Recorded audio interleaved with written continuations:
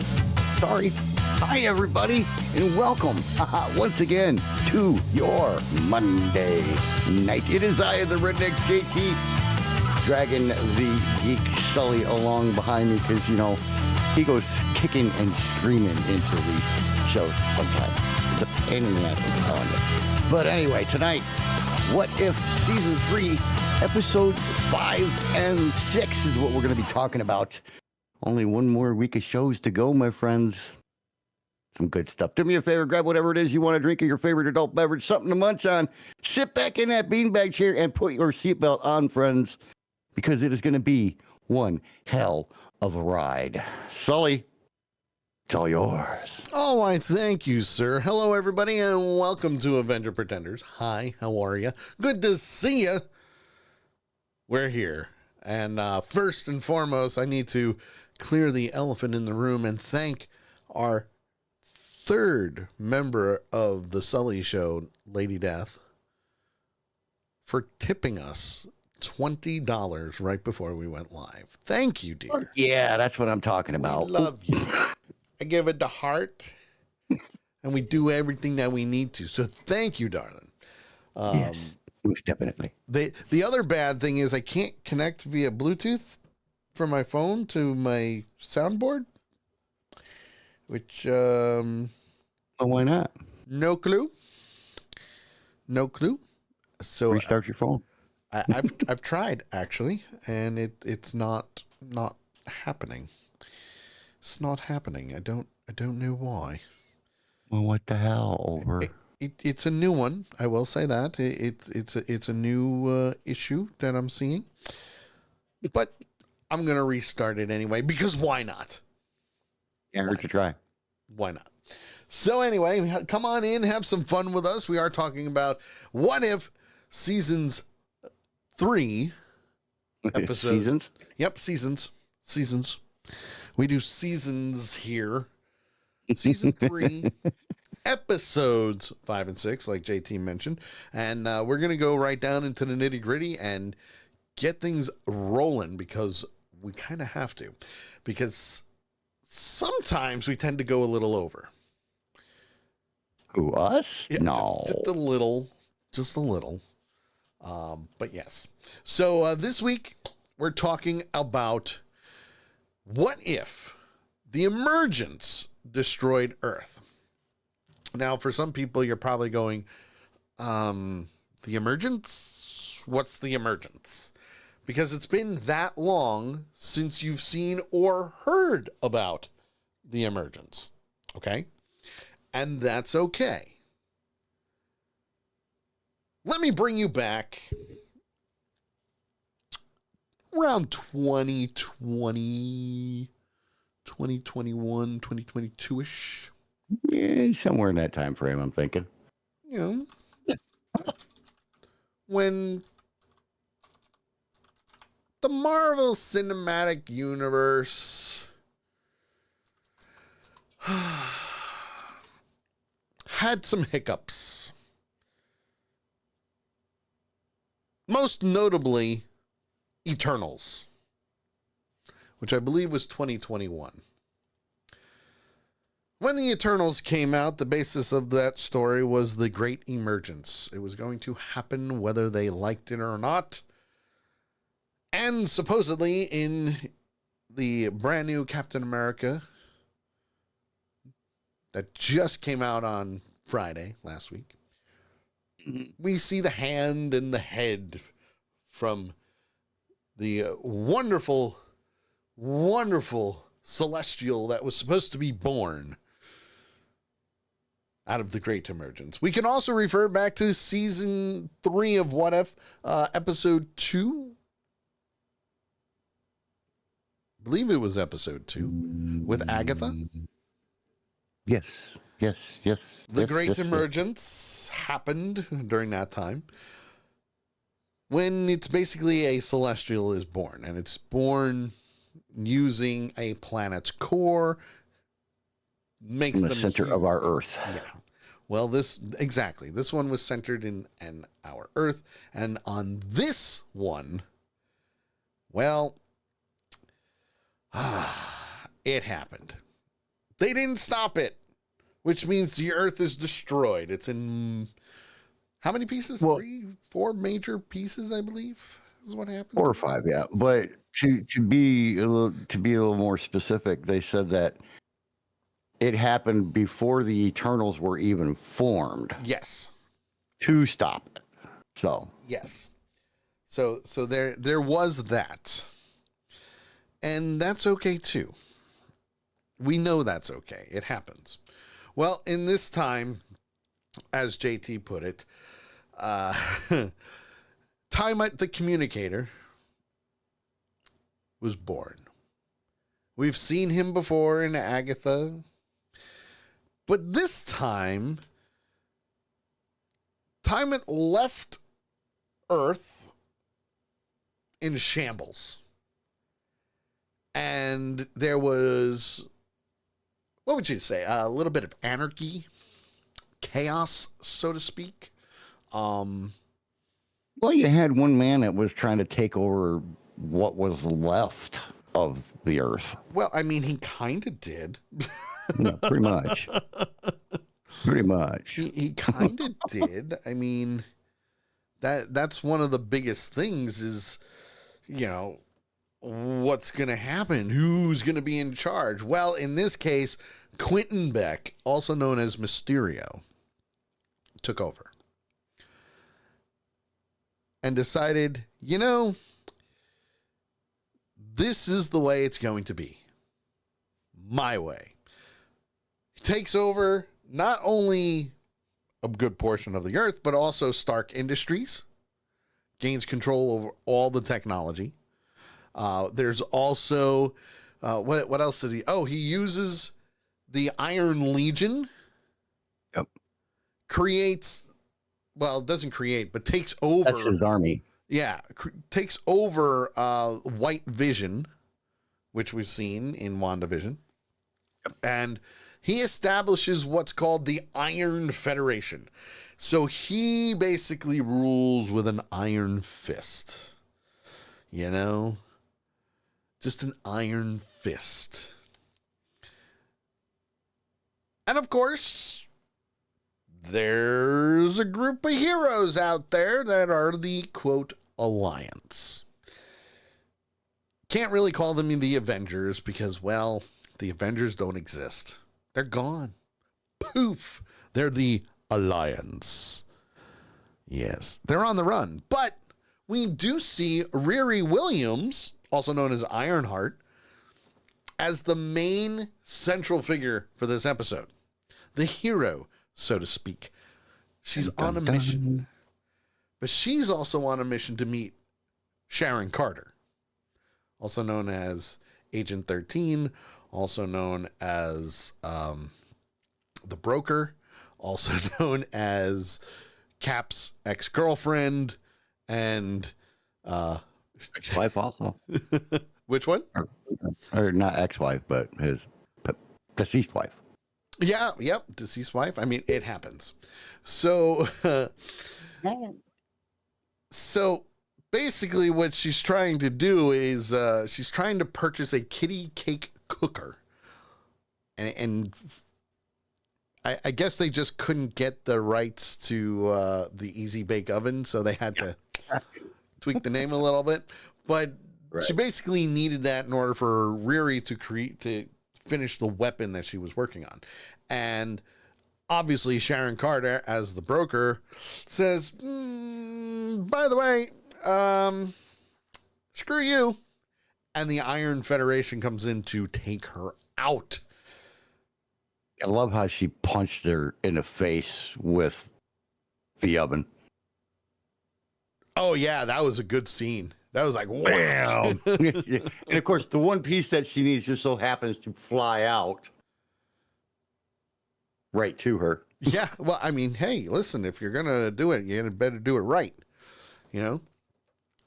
So while that's happening and the Iron Federation is now on the hunt for her, she does manage to evade the Iron Legion and White Vision, which is good because, oh man, she would have gotten burnt to a crisp. And I mean burnt to a crisp. It would not have been pretty. No, no.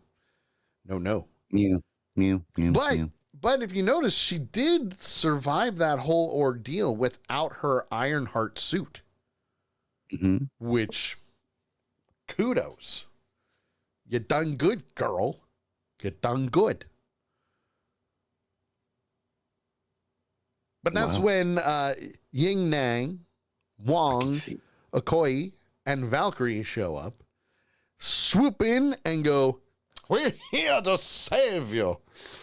Well, they didn't exactly say that, but No, they you really know. didn't. They didn't say it that way, but I mean, Well, I mean, when Vision grabs you by the throat, takes you over the edge of the building, and just lets go. wee, 'cause I'm free, Right? free falling, or in her case, falling with style. Still a pretty freaking hard landing, though. I mean, that would have broke any normal person's back. Well, I will admit that I kind of like how they saved her and how they also neutralized White Vision for a short amount of time. Yep. Long enough to get away. Long enough to get away. And their base, which I thought was cool and a great throwback to some of the storylines in Marvel Comics from years ago. Right. The RMS Titanic.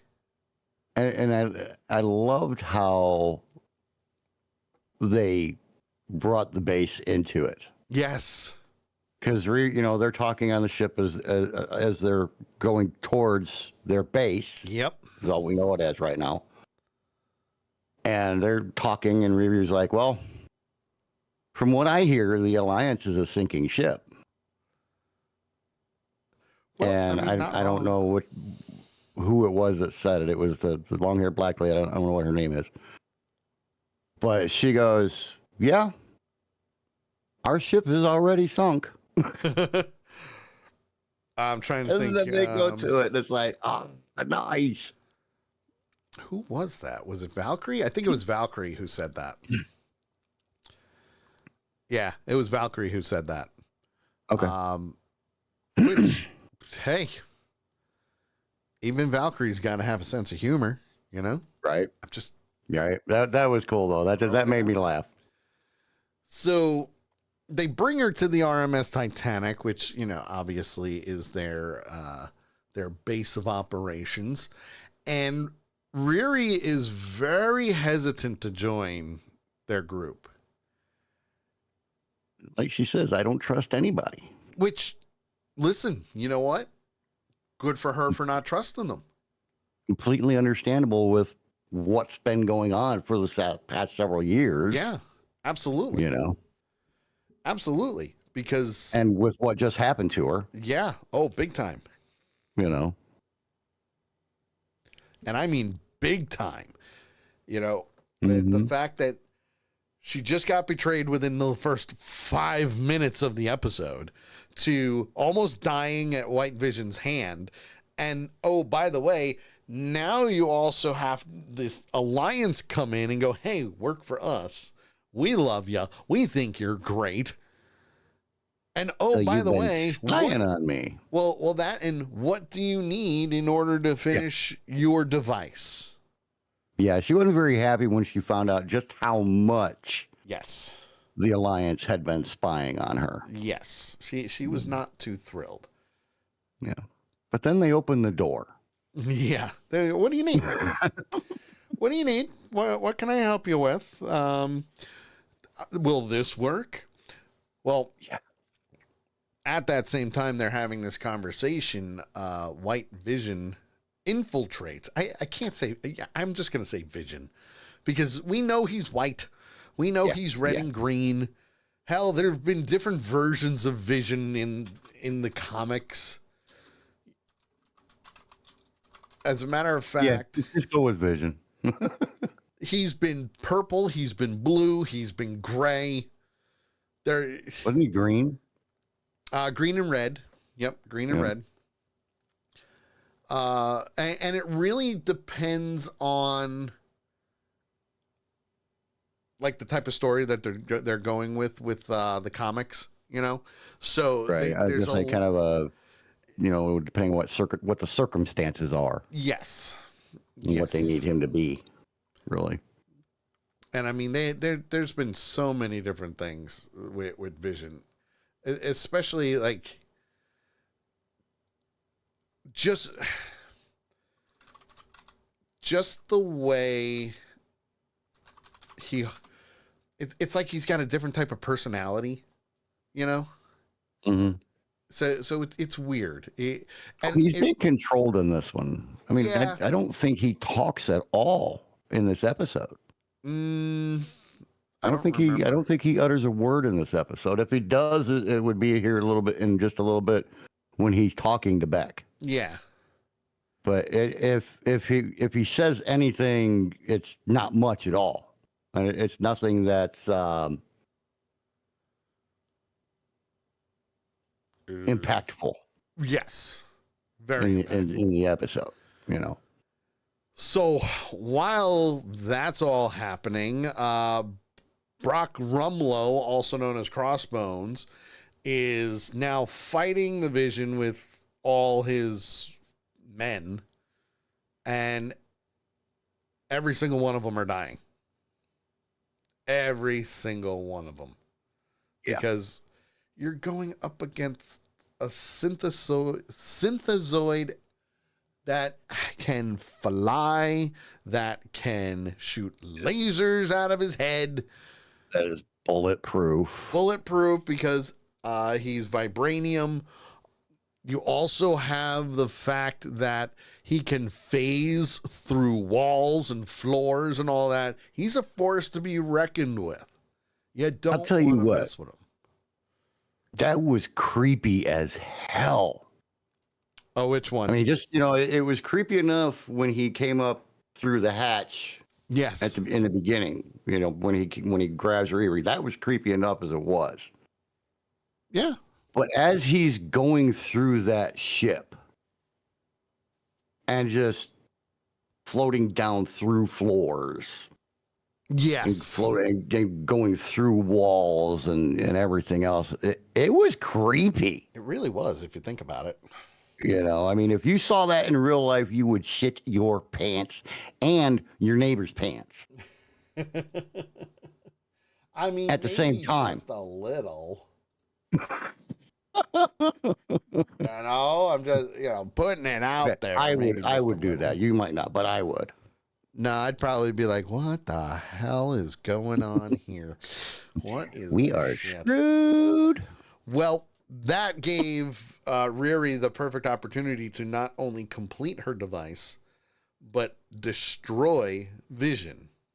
How much time did she have to finish it? Not a lot. I think she only had like 10 minutes or something like that, is what they said.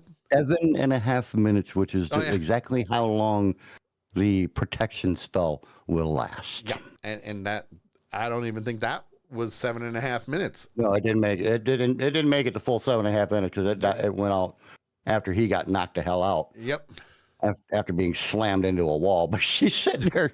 Well, how the hell you expect? You can't even cook a hamburger in 7.5 minutes. Which I believe there was a callback, and correct me if I'm wrong on this, but I'm pretty sure there was a callback to the omelet race that Tony and Jarvis had, or in this case, Ultron had. Right. Very well. Yeah, that would work. Where he beat me by like 2 minutes. So there are ways of tying things back, especially to the MCU anyway. So once Vision's destroyed, the Alliance does their thing. They torch the base. They make it explode. It goes up in flames. Old school Viking funeral in space. Nice type thing. That's what I love how he lit the fuse. Yeah, just whee.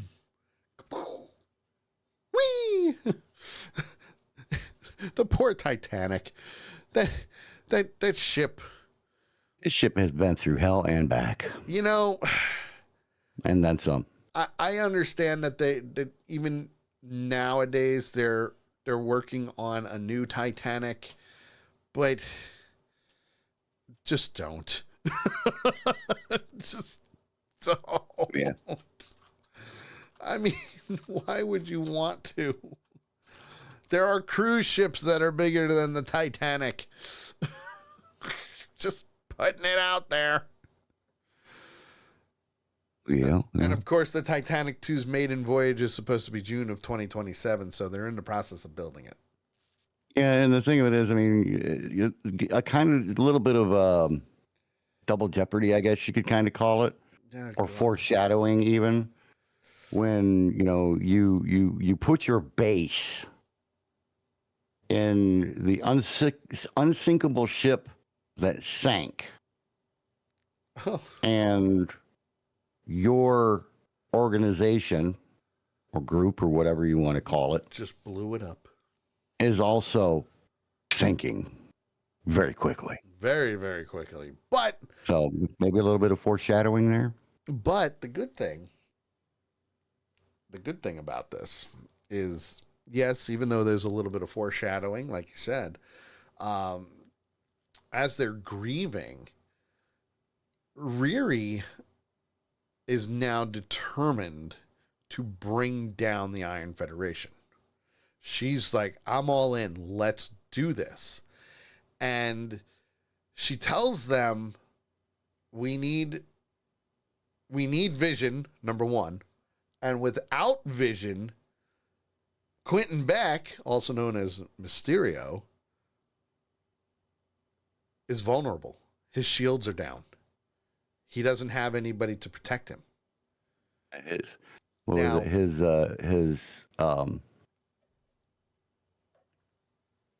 what? His illusions will not have as much of an effect. Yes, but his illusion network is still connected. That's his shield. So you don't know where he is. Right. You just know that he's round. So what Riri does is she uses Vision's remaining parts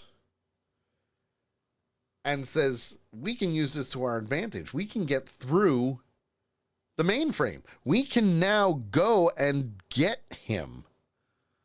So why don't we do it? Why don't we kick the shit out of him? You know? So, in order to do that, she needed to upgrade her suit, so to speak. And I mean that in the very nicest way possible. Because she used Vision and integrated them with her own body to become a hybrid synthezoid. So now not only will the illusions not really affect her because she can get through the network because she's, quote, the Vision, but she's also an upgraded version of Ironheart now. And the Alliance is like, let's do this. Let's kick the shit out of them and it'd be great. Just saying. Right. No, you're on it. Go Team Wong. So, obviously, they go through and she is able to tell whether the illusions are real or not because of the integration that she has. However, while they're attacking, she gets hit and everything that she was tapped into is going on the fritz now. It's all malfunctioning. Like you can see little sparks just popped from her head a little bit. Nothing too bad. You know, it didn't like erase her memory or anything like that, but it basically screwed them up. Right. She goes down and Beck's anti-aerial system shoots the Alliance down. Riri gets woken up by Ying Nan. I always butcher that. Ying Nan. Ying. We'll just call her Ying. She's like the head of the team. And says, they're all off over here. They're holding them back. What can we do? What can I do? We need to hurry. Let's get this done. So they make their way into the Iron Legion central network hub. And when she plugs herself in, I mean, that's really what she did. She plugged herself in. She finds out that everything up till now, except for being the synthezoid, is all an illusion. See, this is where Mysterio really is a freaking asshole. I mean, we've seen it. We've seen it in Far From Home, Spider-Man Far From Home. And right. Even in the comics, Mysterio really is a force to be reckoned with because you never know what's real and what's not. Yeah. I mean, he is definitely the master illusionist. Without a doubt. Without a doubt. So now she's trapped in a holding cell, but manages to be face to face with Beck. And she's trying to figure out how he tricked her. He's trying to figure out what did he do in order to throw her off and be completely out in left field. But that's when he says that he injected nanites into his own body, and that's how he can control the illusions directly. Which was kind of like a light bulb. First of all, I thought that was a great idea, by the way. Using the nanites to keep everything up and running while, you're freaking But he also admitted that it took a serious toll on him. Physically. Oh, yeah. Physically. I mean, I can't imagine that it wouldn't when you have these things, inside of your body. Wouldn't that make you want doing what they do to keep you alive? I was about to say, keep you alive, keep you young, stop you from aging. That would be cool. I don't know about young. He doesn't look too young in this episode. No. Well, at first he does. At first it looks like he doesn't age at all. Right. That changes quick though. But because of the nanites, that's basically how he was able to see what was going on. And when she bonded with Vision's body, he realized that he could potentially do the same and wanted that synthezoid body back. Because if she can do that, then he can do that, and he can survive. So he starts torturing her. But the one thing that he didn't quite grasp is that she was able to use that against him and start fighting back. Because now she's linked. She's linked to him. She plugged into the network. Which makes sense. So he can see her, she can see him. Right. So and again, this is where the nanites would probably come in. For him, it took a serious physical toll on him. But for her, because she doesn't have those nanites, she's linked in directly. Now she can start using the illusions against him.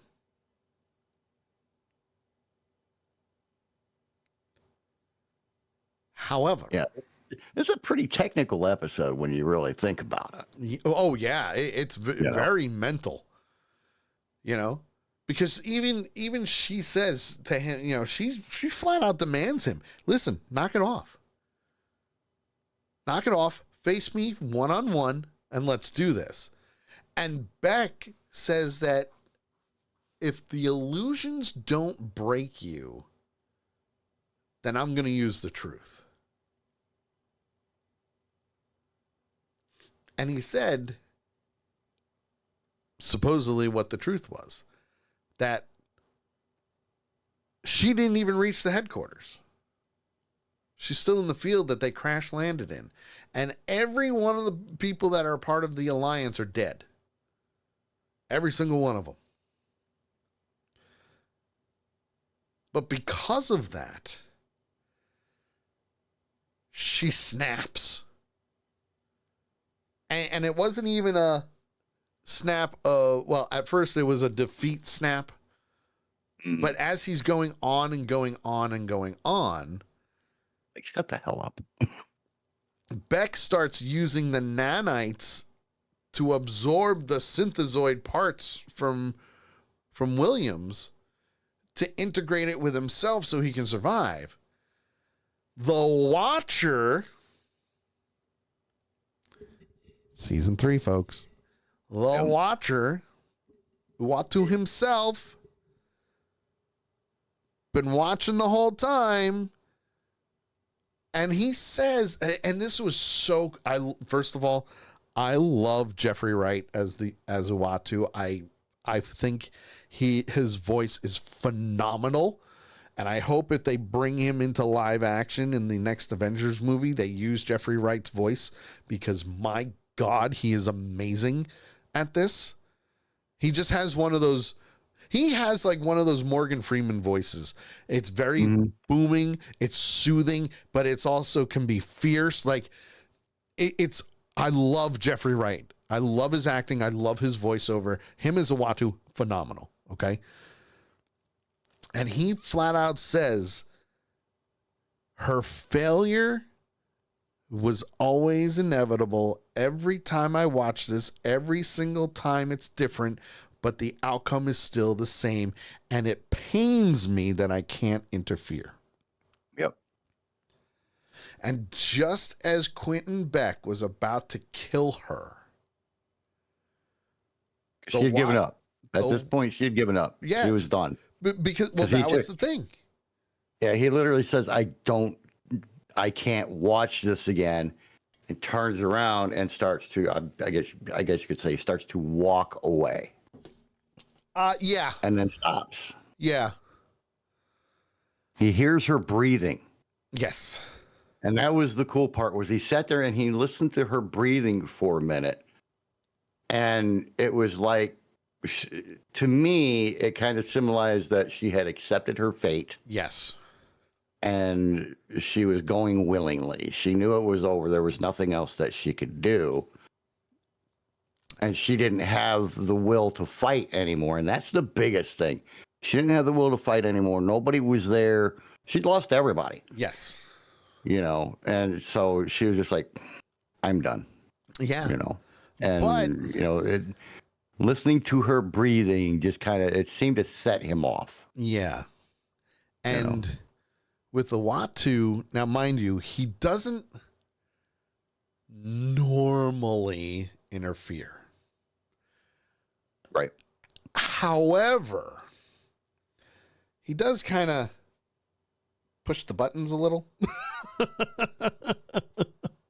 He doesn't physically interfere, but he can take chess pieces and put them into play. And in this case, he reached out to her directly because he couldn't let it happen again. And he breaks his oath. He speaks directly to her and encourages simply tells her to fight. Fight. Just get up and fight. He pulled a Donald Trump. Oh, shit. Sorry. Just get up and fight. Get up. Don't quit. You can do this. And she manages to reverse what Quentin Beck was doing with the nanites. And now she's absorbing them to take full control over the illusion network, leaving Beck completely defenseless. I love how she did it, though. By all means. I mean, you know, she stood up, she started taking the things back. Yep.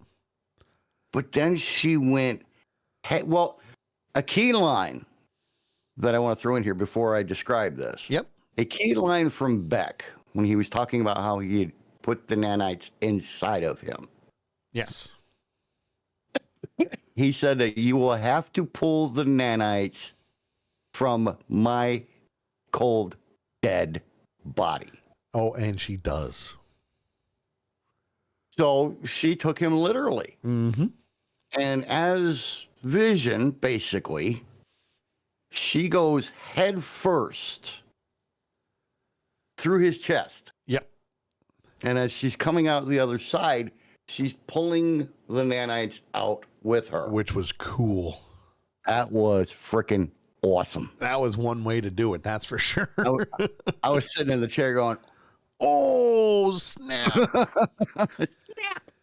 So while this is happening and he's basically on his deathbed now, he says, listen, you may have won, but I still rule. I'm in charge. And there was nothing she could do about it. And she said, no, you know what? You're right. There is nothing I can do about it.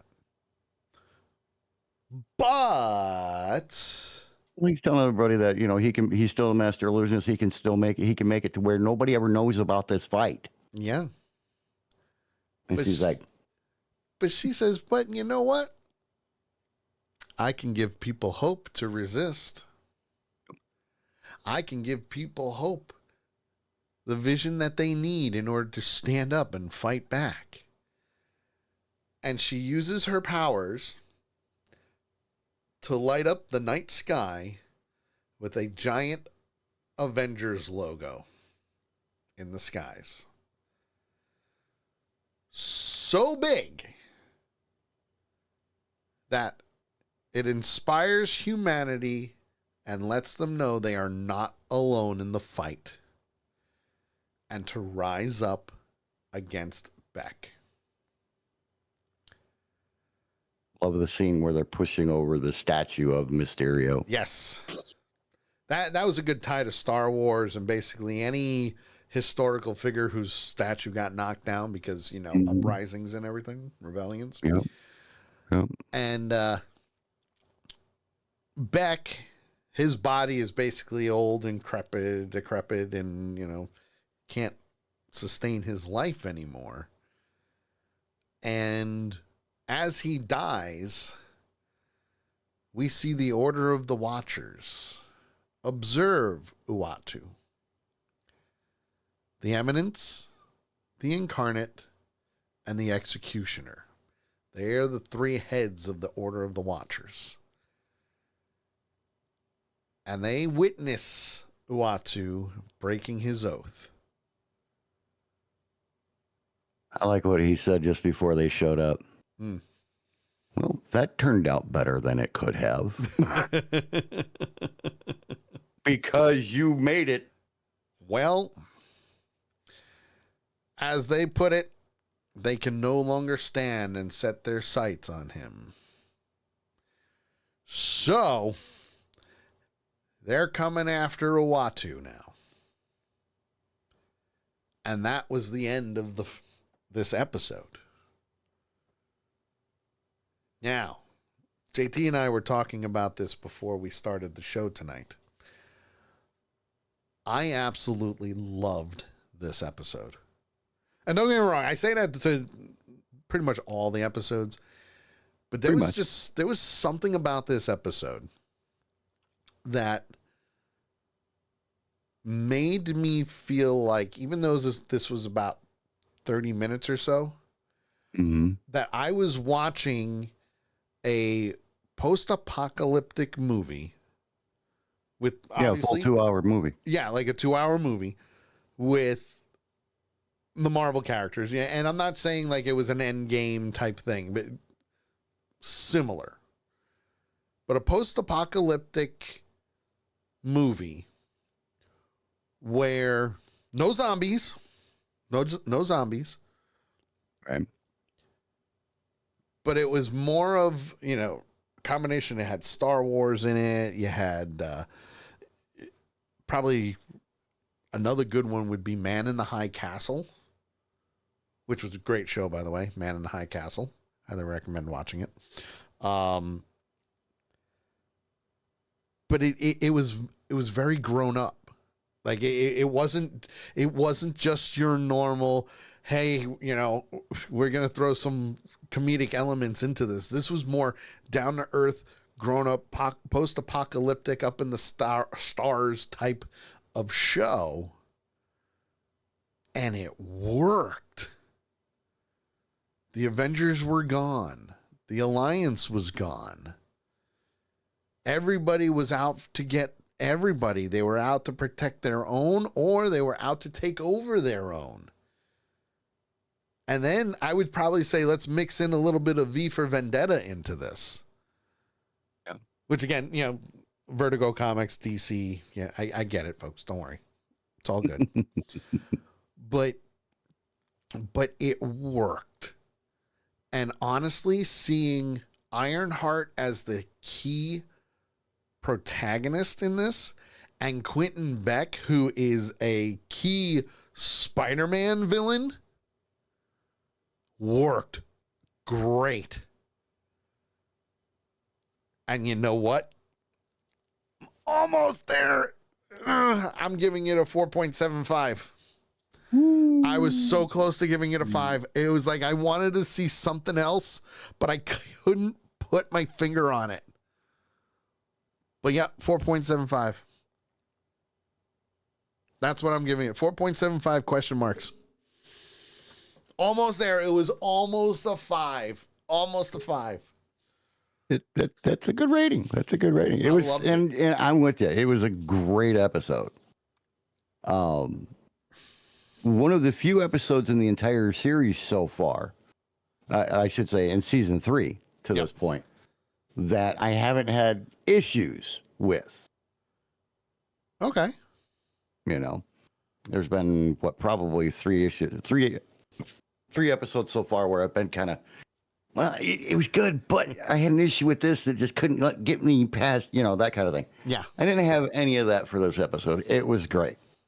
From start to finish. I love the fight scenes.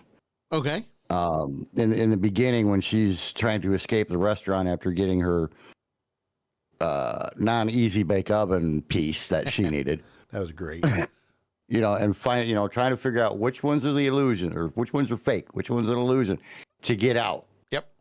And everything. And, seeing how, hey, I'm an inventor by myself. I'm scraping by with, replacement parts and everything that I can find on her jetpack that almost dies. And then she gets out the window, but she lands into the sign. And sure. Just the way that they did this, and they really, really showed the struggle that Riri had been going through to get to the point that she is now. Right. Was really, really good. A lot of background that wasn't spoken was given in the first 10 minutes of this episode. Oh, yeah. And everything. Great. And then, meeting up with what was left of the Alliance and being able to accomplish what she did with taking Vision down. Yeah. The woman is a genius. I mean, she is Stark level smart. She really is. When you think about it. And then you look at the final fight at the end where the creepiest part for me was when he said, "You have never left the fields." Yeah, that was cool. And he takes away the rest of the illusion, and there she is in the fields with her 4 friends dead, crashed in front of her. I mean, which just a little kind of set her off, with me too. just a little bit. But I really, really liked it. It creeped me out, like I said earlier, with Vision when he was going through the ship and just going from floor to floor to floor to floor. I don't know why, but it creeped me the hell out. All right. But it was cool. I love the episode from beginning to end. I really did. I'm right with you this week. 4.75. Wow. 4 points. I don't know what it would take to push me over the edge, what it would have taken in this episode to have pushed me over the edge. But it was good. I really, really enjoyed the episode. A lot of information put out. And I loved the ending. Yeah, the ending was great. Because from the launch of season 1 all the way through, he always says, I cannot interfere. All I can do is watch. And he says that. Season 1, season 2, season 3, all the way through. But he does. And we never knew, or I never knew, I guess I should say, that he was being watched. Oh, yeah. Yeah. Because the Council of Watchers, or whatever you call it, they haven't been revealed other than in Loki. Yep. But I never really thought those were real. So, I didn't even think about that. I'm like, he's watching all of this stuff by himself. Yes. And then they revealed them in episode 5. In this episode, I'm like, interesting. I didn't know they were there. So does that mean that there are other watchers like him? Yes. If you think about it, the multiverse, and I had thought about this. The multiverse is freaking huge. How is one person able to watch everything? Very but then you carefully. kind of go back into the Loki shit with the AVP and everything, So there's a lot of, as usual, there's a lot of cross-referencing going on in this episode. Yes. Yes. So, this was I said, this was a really technical episode. It is, but at the same time, it's not. So, but yeah, I love this episode. One of my favorites. It was good. That's what it was. I'll shut up now. It was good. It was good, and it was great at the same time. That's what it was. Yep. Because why not? Well, obviously, we're going to move on to the next one, which I absolutely love when Marvel goes into the past and uses their characters in like the Old West, medieval times, stuff like that. Mm-hmm. And in this case, what if 1872? Mm-hmm. Now, in this episode, we go back to the Old West, where Shang-Chi and Kate Bishop, also known as Hawkeye, are searching for the Hood in the Old West. Now, the Hood has had many different code names. In this case, the Hood is definitely from the Chinese ancestry. Now, Shang-Chi is looking for his missing sister. The reason she's missing is because she had a little showdown with the Hood and lost, and the Hood took her. Kate Bishop is his partner. Because what good Western doesn't have a partner? You need a cowboy and a cowgirl or a partner right by your side to help you take out everybody else. Well, Kate has a score to settle with the Hood. And they go riding off into the old sunset every night. Because, well, you ring and they'll come. And in this case,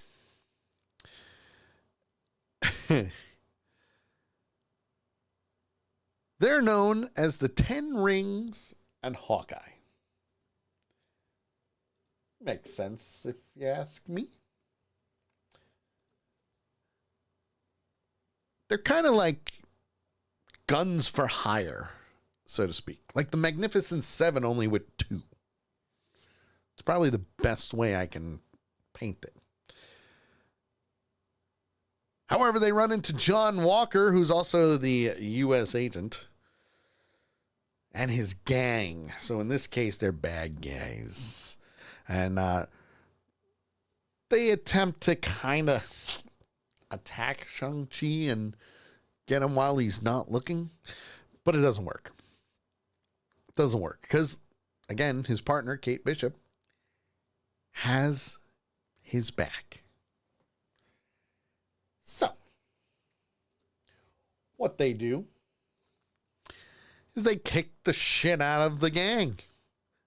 First and foremost, one good thing about animation, you could do a lot of really cool stunts without getting hurt.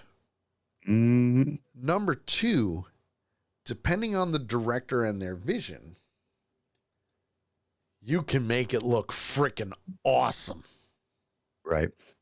Hang on for 1 second. I have to do something. And I truly apologize for this. Sure. But I just now saw it. Miss Lady Death, a.k.a. Nikaya, gave episode 5 4 question marks. Oh, awesome. She said 4 for her just because she got confused a lot. Awesome. I like it. I do want to apologize for not doing that earlier. I just now saw it. I apologize too because I wasn't looking. I really wasn't. I wasn't looking. I was prepping everything else for the next episode.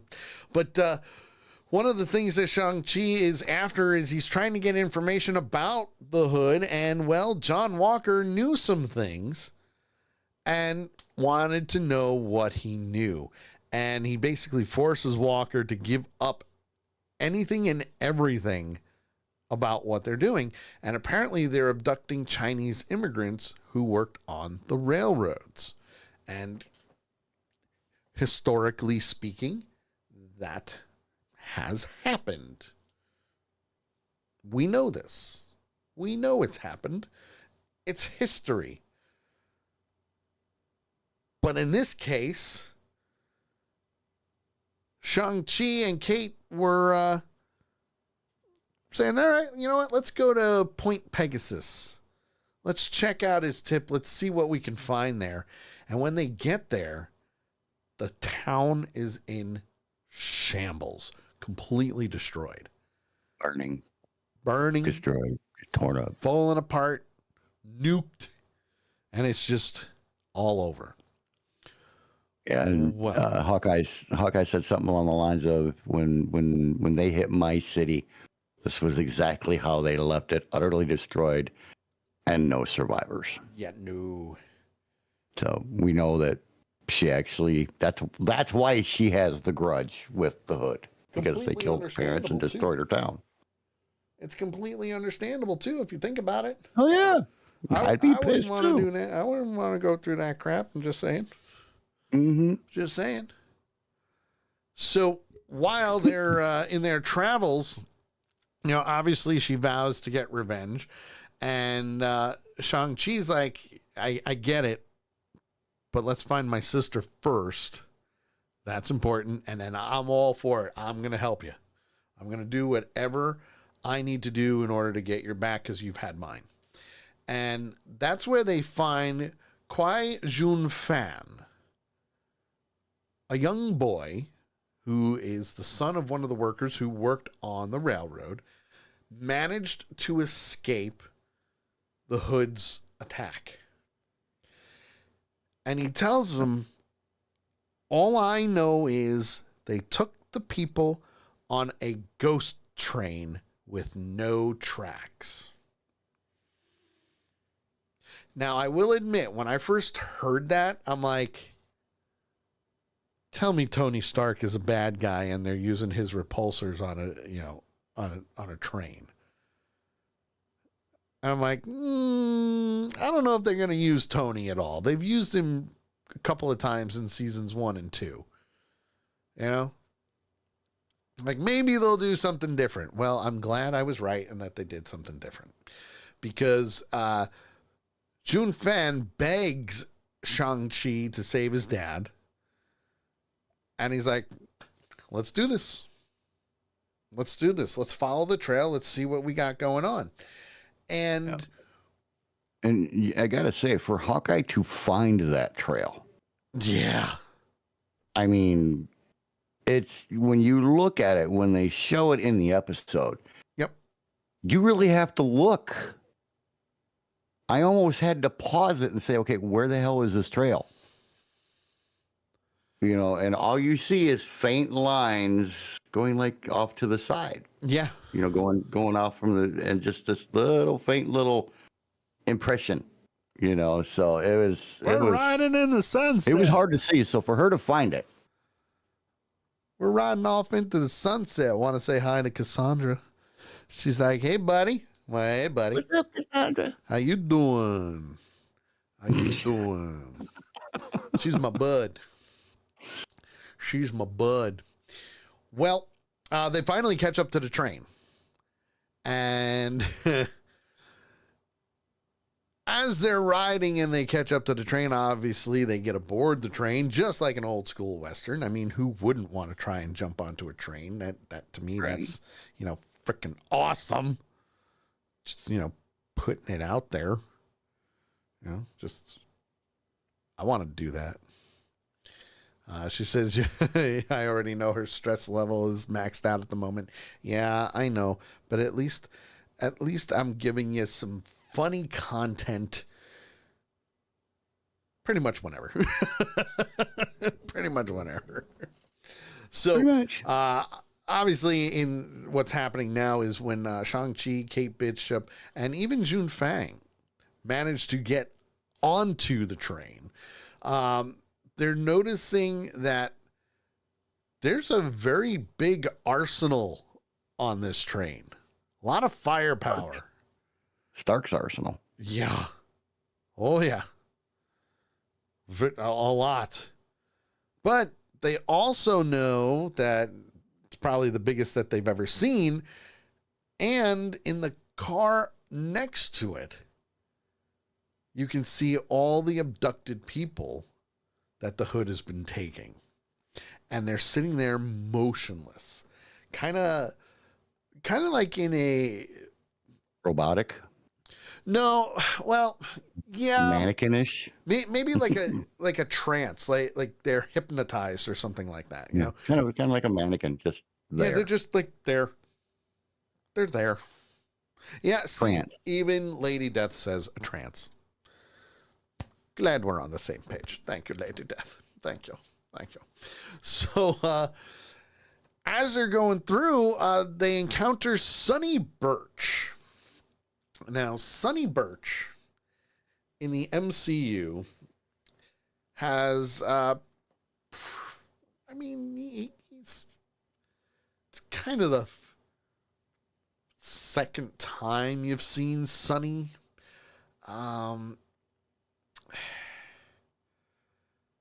He is a businessman, okay? And Sonny Birch in the comics,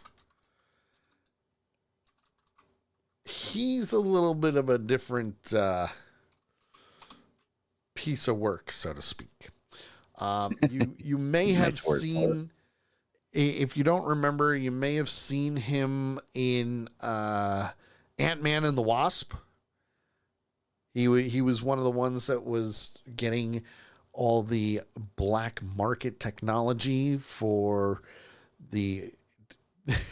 for Hank Pym and Hope to build their machine to go into the quantum realm.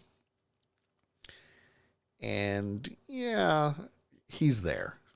So now, clearly, he's with the Hood. But he's there business liaison, I guess you could say. If you really want to get into it, it's his business. He's the business liaison. He's the one who's getting all the ammunition, the people, you name it. He's the guy. And Birch notices the kid. And Shang-Chi's like, hey, what you're doing, bad. Now that I'm after you, we're going down. Fists and feet are gonna fly. But that's when they say, all right, kill the kid. Go kill the kid. I want him dead. What a dick. But I love how Shang-Chi got him out of there. Yeah. He told her, because, you know, when they were first getting ready to go chase the ghost train, you know, Shang-Chi's like, well, you'll have to stay here. And he's like, no, I want to go. And he shows off several moves. Yep. And one of them was the DuckTales Scorpion. That was a great name. And in his language, Shang-Chi tells him to do the DuckTales Scorpion. Yes. And he does. Hits both guys next to him right in the nads. Yes. Turns around and runs. Yes. So he was able to get the kid out of there, which was huge. But you got to remember the kid is still on the train. Still on the train. And as the train's heading to the Hood's location, Birch is telling his men, go kill him. Get him. Yep. Kill him. I want him dead. And the Watcher... Well, here we go back to the old-fashioned Westerns and stuff like that, where they're on the train and they go up to the top and they're running along and, you know, they're having the fights along the top of the train and chasing each other and all that stuff. Which is great stuff. Fun. I loved it. It's always fun. But the Watcher intervenes again and rescues the boy. As Nakia says, he did a big no-no once again. Now, before we went live, Lady Death sent me a message earlier this afternoon asking about when the Watcher intervened. He has intervened quite a lot, actually. And what I mean by that is in the last episode of season 1, he intervened. He also intervened in season 2 by choosing Captain Carter to help with the, what was it? The Guardians of the Multiverse, I believe it was. I think so. Where it was her and a few others, and they took out Strange Supreme. Again, handpicked by the Watcher to intervene. Right. Help with taking out Ultron. So he's interfered at least 3 times up to season 3, and now this is number 4. Well, this would be number 5. Well, 2 in 1 season, but 2 in 1 season, because he did it in episode 5 and he did it in episode 6. Yeah. So here we are. He's intervening again, which again, Uatu's not supposed to intervene. He's only supposed to be the Watcher. Well, the train reaches the destination. Shang-Chi goes to confront the Hood, and Birch stops Bishop from joining him and says, hold it. The Hood only wants to see him. When they meet, Hood tells Shang-Chi that he proved himself as a worthy adversary. Don't you just love when they start off with that? You're a worthy adversary. Join me. Join me, and we shall rule the galaxy as father and son. You're not my father. I'll never join you. I'll never join you. Sorry. So Shang-Chi says, no, I'm not going to join your cause, but I want to know where my sister is. Now, the only reason why I'm not saying the sister's name is because I can't pronounce it. Just call her Sue. I think it's like Shi Ling or something like that. Yeah, just call her Sue. I don't know if it's pronounced properly, but we'll go with it. Or Ling. I'll call her Ling. How about that? Ling. At least Ling's part of the name. I can't call her Sue. She doesn't have an S. I'm just... But anyway. So while he's demanding where his sister is and they start fighting, Birch uses his pocket watch to hypnotize Kate. Just like he did to everybody on the train, just like he did the workers. And he taunts her that he was the one who killed her parents. Now, correct me if I'm wrong, JT, and I really do want your facial cues, facial opinions, as well as your response to this. Isn't this one of the biggest no-nos in TV and film ever? For a few reasons. One, he's laying out his plans as the villain or previous plans as the villain. Two, admitting to said plans and the fact that he said, I killed them. Clearly, you know what's going to happen. Well, that was bad enough. It was bad enough that he admitted to the fact that, yes, they were the ones that destroyed her village and they were the ones that killed her parents. But it wasn't the Hood, because she was after the Hood for killing her parents. Yeah. He's like, it wasn't the Hood that killed your parents. It was me. Yeah. That's bad enough. Oh, without a doubt. Then he adds, I would tell you that it was all business, but it was all for fun. Then so, you've already taken it up 2 levels at that point. Sure. Then he adds another level by telling her how ironic it is going to be to kill her with her mother's gun. Yeah. Bad move, dipshit. And that he's going to enjoy that too. I mean, so, it's bad move.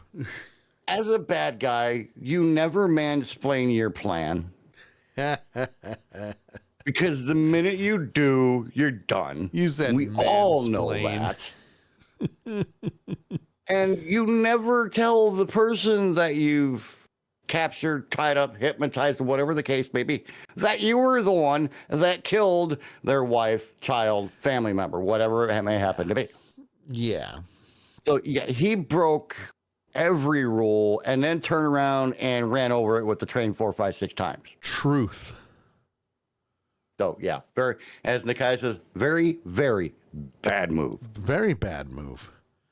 Like, no, no. He just added stupidity on top of stupidity on top of stupidity.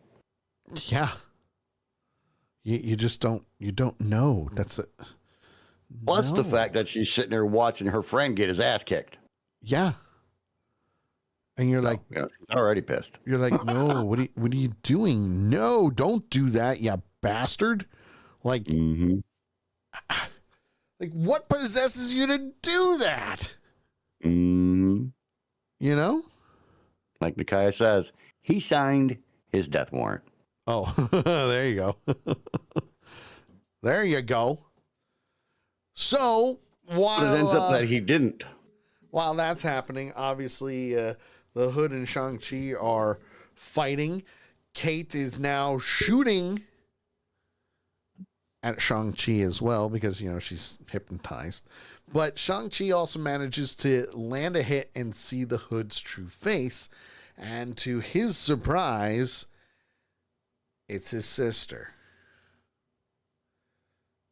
She defeated the original Hood and stole his powers, taking over the gang. He cut off the snake. They need a new leader. It's my turn. But she says she's not kidnapping all these Asian immigrant workers. She's liberating them. Or, quote, trying to save them. Because they're being exploited. They're using them for cheap labor. They're not getting paid very well. We've seen this in history. They've been conscripted. Yes. Which is another way of saying forced. They're being forced to do it with ball and chain. However, Shang-Chi's like, no, hold it, sis, hold it. You're taking away their free will. And because you're taking away their free will, as a hero, so to speak, I can't let you do this. It's not and as you, my it's sister, not... you wouldn't do this either. Yeah.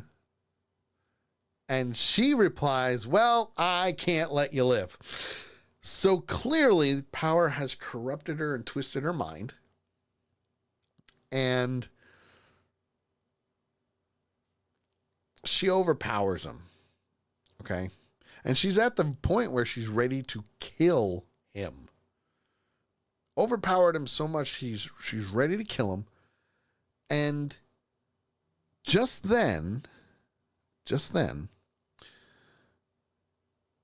Jun Fan rings the train's bell, which causes Kate to snap out of the trance and take down Birch. I didn't have a chance to count, or to confirm, but I think he rung it at the very beginning, rang the bell 10 times. Yes. And Hawkeye and Shang-Chi would show up. Yes. I think he rang it 10 times. It's crazy. Crazy. But as I remember, if you rang them 10 times, they came to save the day. Mm-hmm. You know? Yep. And after Kate takes down Birch, she says, I'm going to make you suffer for your crimes. Which makes sense. Shang-Chi, however, gets up and starts fighting with his sister again. Because, the bell was a good distraction. Yay, I could get up, I could kick some ass, I could do what I need to do. Well, and the biggest thing is the bell broke the spell. Yes, it did. It broke the spell on Hawkeye. It broke the spell, or started to break the spell on the other Chinese prisoners, basically. Yes. Absolutely. Absolutely. But at the same time, Shang-Chi's like, okay, I can't do this. I'm done. I'm not fighting you. You're my sister. I'm done. My sister would never do this, and she wouldn't kill her brother. Yep. So the Hood is in shock, demands that Shang-Chi keep fighting. And he's like, no. And I'm not going to play your game. Just not going to do it. I'm older than you. No. And that's when she starts getting really mad because she even says to him, always playing the hero.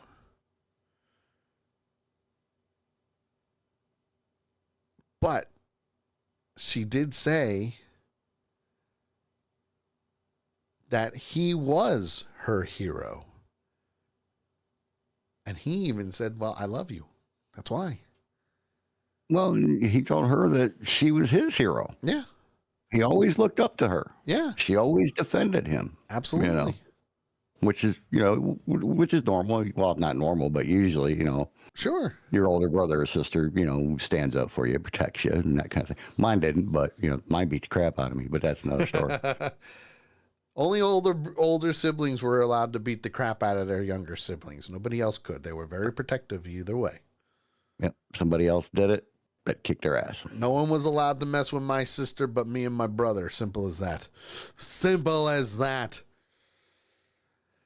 So, well, as Shang-Chi goes down to his knees, he's not playing this game. His sister hesitates just a little bit, but then moves into a fatal strike position and goes to kill him. And Kate Bishop shoots her down instead. She saves Shang-Chi. And before realizing what happened, obviously, Shang-Chi is heartbroken. He sees his sister die. But she also does that, moment. My mind is clear now. Thank you. I'm so sorry. I didn't mean to cause all this trouble. And then dies. She's sorry for what she did. Bleh. And when you have 3 or 4 chunks of metal rip through you, it will usually bring you back to your regular self. I mean, maybe just a little bit. just a sneaky suspicion. Just a tad bit. Yeah. Just a tad bit. Well, obviously, Kate's a little upset because she didn't know the Hood was his sister. She's very like, I'm so sorry. I can't believe I didn't know. But even Shang-Chi was like, you know what? I'm not mad. You didn't kill her. The Hood killed her a long time ago.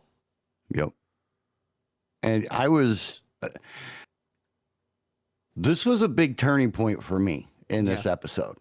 Oh. In a good way or a bad way? Well, I mean, you think about it, okay? In that point in time, in that situation, before he comes up, she apologizes. She didn't know it was, I didn't know it was your sister, and all that. Before he replies, if you freeze it at that point and you look at the multiverse ways that could have gone. Oh, yeah. So many different ways. For him to take the path that he did. Yes. With realizing and accepting the fact that, and even his sister even told him during the fight, his sister was no longer alive. Sure. Your sister is dead, but for him to make the move that he did to tell her, you know what, you didn't kill my sister. Yeah, no. Technically you killed the Hood. It was just that the Hood was, inside my sister at this point. It just so happens that this was very confusing. So that was because I was watching that and I'm like, how are they going to do this? So the way they went with it really honestly surprised me. I thought they were going to go the other way. They done good is what they did. Yes, they did good on that. They really did. Well, as the episode is concluding, we see that, Shang-Chi and Bishop are ready to move on, but also says to June Fan, listen, you got a great future ahead of you now. One day, you might even become a hero. And that's when he says, listen, the Hood is not the only evil group here in the frontier. Yep. There's a lot of them. I'm going to continue to fight for justice. Bishop is like, I'm right there with you, buddy. You're my ride or die. A bell ringing in the distance. You're my ride or die. Let's go on another adventure. Yeah. Ride off into the sunset. That's what we're going to do. Yep. And as the Watcher is completing his report, that's what I like to call it. Whenever he ends the episode, that's like the sign. This is what happened. Blah, blah, blah. Signed Uatu. This is my after action report. And I'm going to put a TPS report, cover sheet on all my TPS reports. Eminence Incarnate and the Executioner break into the observational plane and confront Uatu of his offenses. The repeating offenses. The ones where he went kind of flicked the flea, so to speak. Right. And they say and to the you Watcher, must be punished. yep, he broke his oath of not interfering too many times. And the Order of the Watchers cannot let it go unanswered any longer. And they attack him. And that ends the episode. Well, and the thing for me, and the reason that, because like we talked before the show, Yep. my biggest remembrance is the times he interferes. Yes. You know, in season 1, I wouldn't really say that he interferes. You know, it just, to me, it wasn't really an interference. But in season 2, he had the one, and in this season, he had the other two. And my thing was when they slammed him into the glass wall. Yep. Hand hit the wall. They showed 3 shards of glass go flying away. To me, that represented the 3 times that he's interfered. Right. Truly interfered in what happened in the middle of it. Like this time with the train, he made the cowboy, or the cowboy that had gotten a hold of the kid, they made him slip. Okay. You know, and in episode 5, when he told Riri to fight. Yep. You know, to me, those were huge interferences that definitely changed the entire landscape of that multiverse, as well as season 2 in the one that he did there. So, but to me, those 3, because they were very specific about showing those 3 pieces fly off. Yep. Now, it could either represent the 3 members of the council, which to me wouldn't make sense. Sure. Or it could represent the 3 times that he's interfered. Truly interfered. You know, obviously, like you said, you know, there's a list of times that he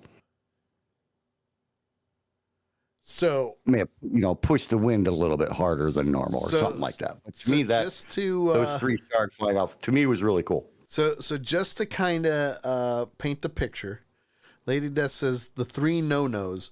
There are actually 6. Is there 6? There are 6. 2 per season?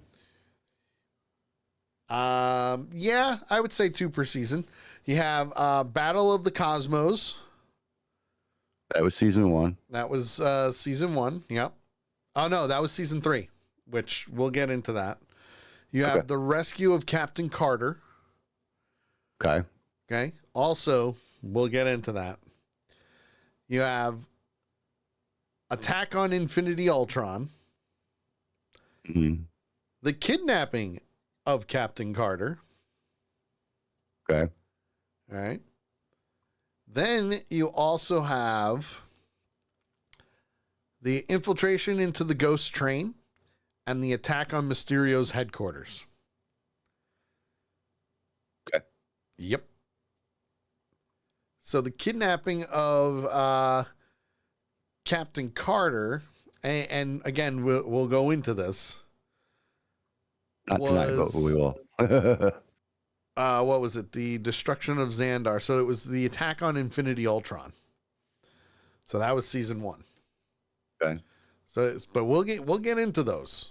Well, so it could, you know, the reason I asked if there was 2 per season, then that would track with the 3 pieces as well. Yes. 2 interferences in season 1, season 2, season 3, 3 pieces flying off into there's got to be something significant about those 3 pieces. Yes. Flying off.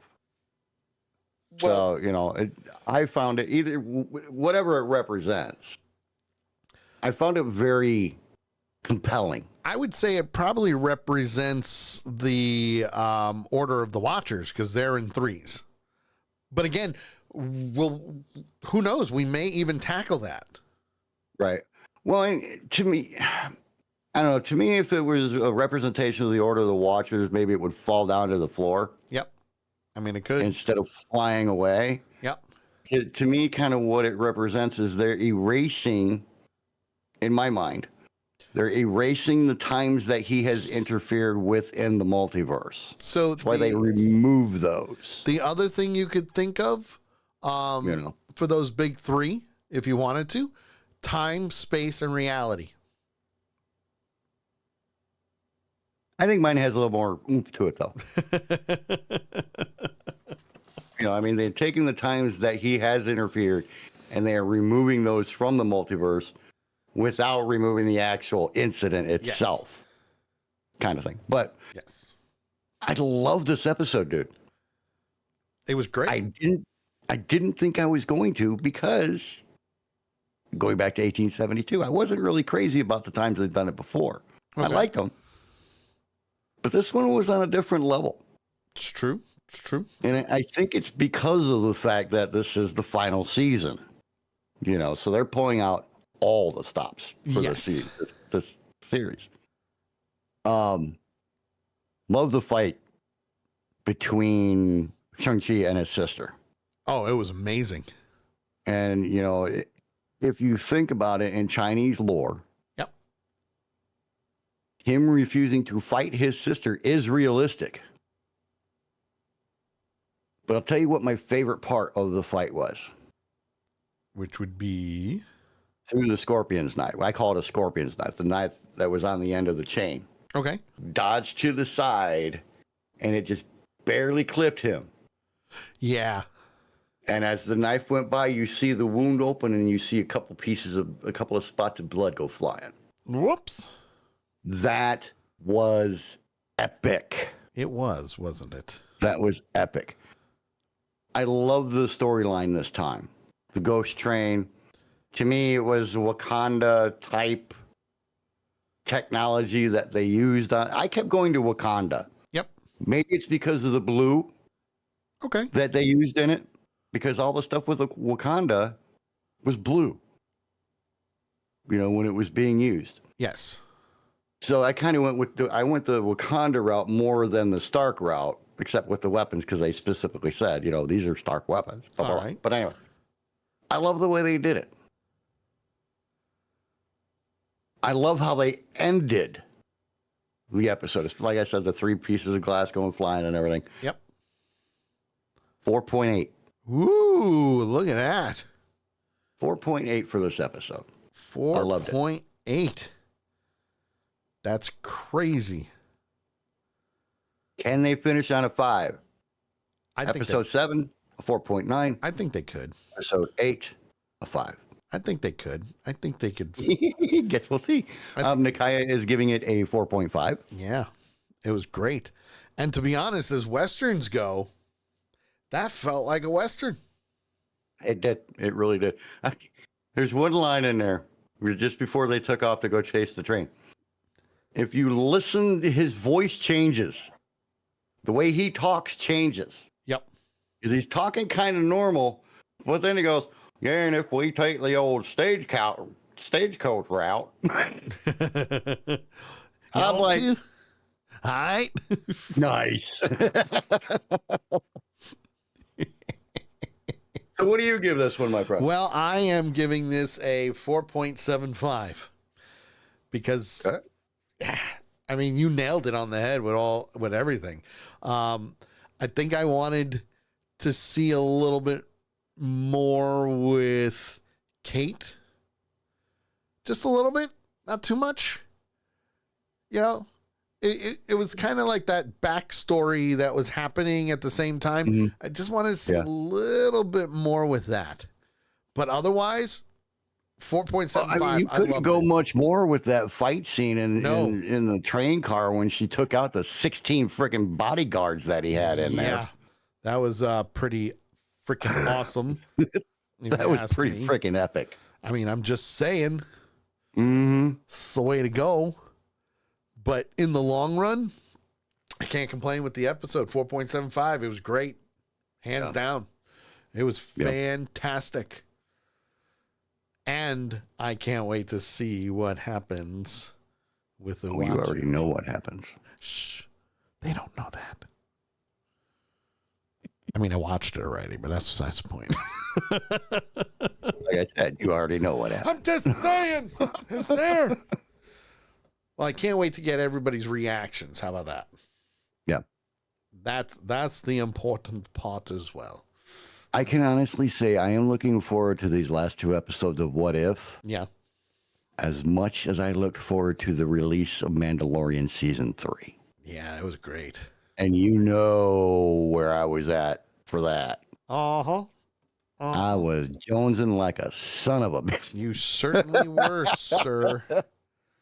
You certainly were. Mm. You certainly were. And that, my friends, is the end of this week's Avenger Pretenders. Next week, we'll be tackling the last 2 episodes of What If. Yeah. Oh, boy. It's going to be a good one. So we'll be back next Monday at 8 p.m. Eastern. And also, we'll be live tomorrow for the Sully Show. It's going to be a busy day for me, but we'll be live. The prep sheet is full. Lady Death nailed it every time. Thank you for that. Appreciate it. But for the redneck, there he is. You can't miss him. You love him. We love him. He's awesome. And I am the geek or the nerd who loves this shit. Just saying. It's just, I mean, Lady Death even said it's so awesome, if I do say so myself. It's wonderful. Oh, and Viking Brewer finally chimed in. Hello, sir. Thank you, sir. But this is the end of Avenger Pretenders. So with that being said, for the redneck, there he is once again. We're going to say goodbye. Bye. And as always, you know it, and I know it. Thanos was right. Maybe.